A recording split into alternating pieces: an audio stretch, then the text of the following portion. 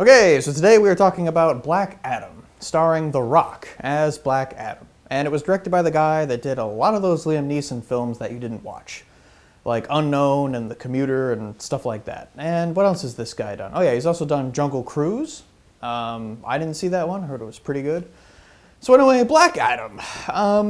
Black Adam, the critics are telling you that this is a terrible movie. They're telling you that it's big, it's dumb, it's stupid, you know, that some articles are even like, it's the worst movie ever, it is the worst movie ever made. And it's kind of interesting because you can kind of see the differences when they're reviewing a Marvel film.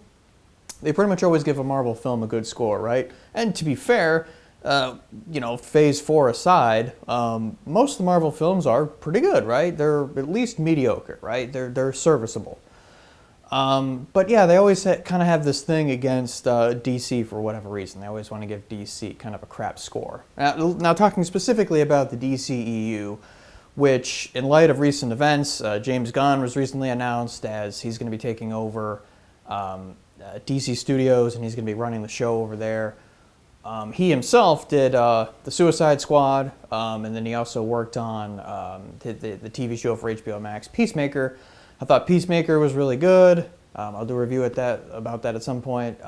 Suicide Squad, I think the Suicide Squad is really overrated. I'm really not a fan of the Suicide Squad. I thought it was okay, but no, mostly I kind of agree with the critics on that one. That one was kind of dumb. I mean, I like Idris Elba. I like John Cena, actually, a lot. He's actually a pretty decent actor.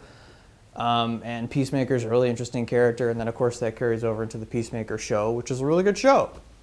But Harley Quinn, played by Margot Robbie, I thought she was pretty good. But yeah, I don't understand the hype around that. But anyway, the DCEU has been in bad shape for a while, right? Like Wonder Woman 1984, I heard was really bad. I didn't see that one. I liked Wonder Woman.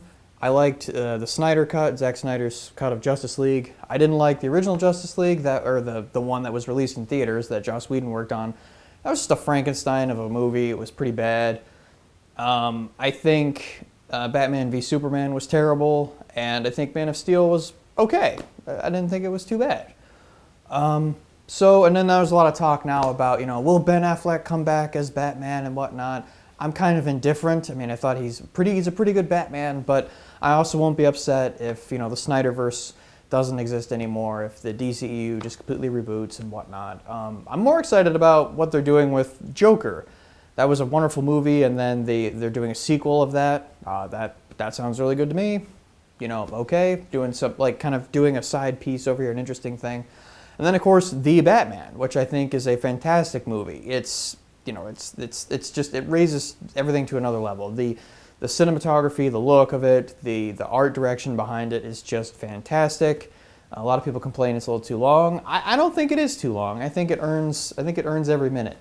I think Robert Pattinson does a good job as the Batman. So in light of recent events, James Gunn taking over and whatnot, I hope they keep stuff like, you know, Joker going and do more darker rated R films over there. Also, the Batman, keep that going. That's great. That's awesome. So now that we've kind of, you know, that's kind of the state of things. Where does Black Adam fall in all this? Well, The Rock keeps talking about how, you know, everything is changing, and, you know, that he had to fight to bring. Oh yeah, spoilers. So spoilers now. Spoilers if you don't want to be spoiled. Spoilers. All right, so let's just jump right into Black Adam. Let's just jump right into the end. So Henry Cavill's back as Superman. Yay! Everybody knows that already. If I had shot this video if I had shot this video a week earlier, you know, that maybe that had been some news that I couldn't release right away. But everybody knows that Henry Cavill's back as Man of Steel, and that's good.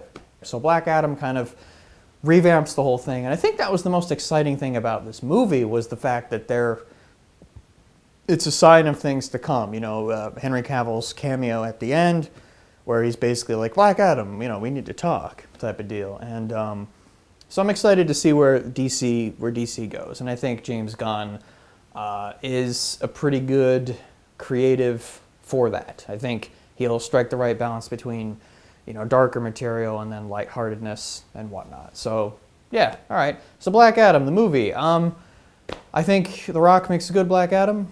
I think overall this movie was fun. And yes, it is big, it is dumb, and it is, but it's not a terrible movie by any means. It's a lot of fun. I think The Rock is Black Adam, but he's also The Rock. The Rock isn't the best actor in the world. He's a good performer. That's what he does. He's good at getting on stage and performing, and like he used to do when he was a wrestler and whatnot. And he's really good, and he has a presence, and he has a charisma. But I was what I came out of this movie most excited about was Hawkman. Hawkman and Dr. Fate. I thought they were both really, really good. They were handled really, really well. Pierce Brosnan back in theaters. I haven't seen Pierce Brosnan in the theater since over 20 years ago when he was still James Bond, when he was doing Die Another Day. And that movie was terrible. But, he was a good James Bond, and he still has that. He has like a regalness about him, a stoicism about him. Dr. Fate is done very gracefully. Everything that he says is just well done. And I want more of that. I think Dr. Fate could have his own movie. Same thing with Hawkman. We really need to explore those characters more. I thought they were both great. As for the rest of the group in the Justice Society of America, which is what they're a part of, you also have Atom Smasher, which I've never heard of, and then I forget exactly what her character was. But that's kind of my point there, is the other two characters are kind of throwaway. I know Atom Smasher was around before Deadpool, I believe. DC itself, right?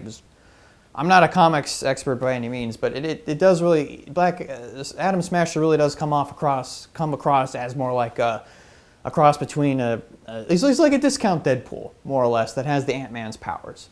And, I'm sure originally when the character was created, the other characters weren't around to compare it to, but, whatever. You put Ant-Man on screen first, and Deadpool, that's what they're going to be compared to. That is what it is. So I thought he was a pretty decent character. He was funny enough at times. There was some jokes that landed. Not for the stuff I didn't like. So there's a kid. And look, most kid actors are bad, okay? They're kids, they're child actors, they're just going to be bad, it's the way it is. You got this kid running around on a skateboard, dodging everybody. Everyone's always, oh, get him, get that kid. That kind of got old real quick, and then his mother got kind of annoying, and, they're part of the plot of we need to retrieve the crown that's going to give you powers and, open up a portal to hell and stuff like that and all that. And again, like, the story doesn't really matter, and all the subplots don't really matter all that much. You just go into this movie, you're going to have fun, you're going to see The Rock, you're going to see some action that's actually really fun and good. I like the action. I think the effects are done pretty well. There's maybe a little bit of questionable CGI, especially when it comes to the villain at the end. But I think that's to be expected these days. They could have just done some prosthetics or something.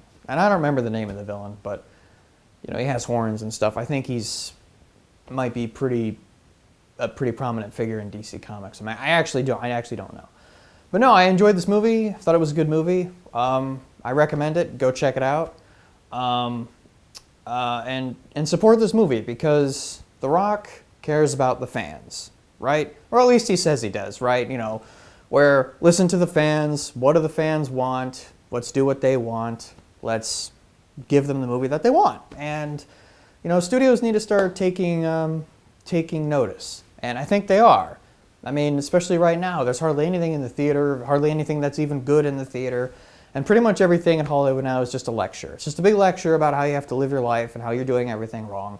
I don't want to go to the theater and have somebody lecture to me. I want to go to the theater and enjoy entertainment. It's escapism. It's escapism.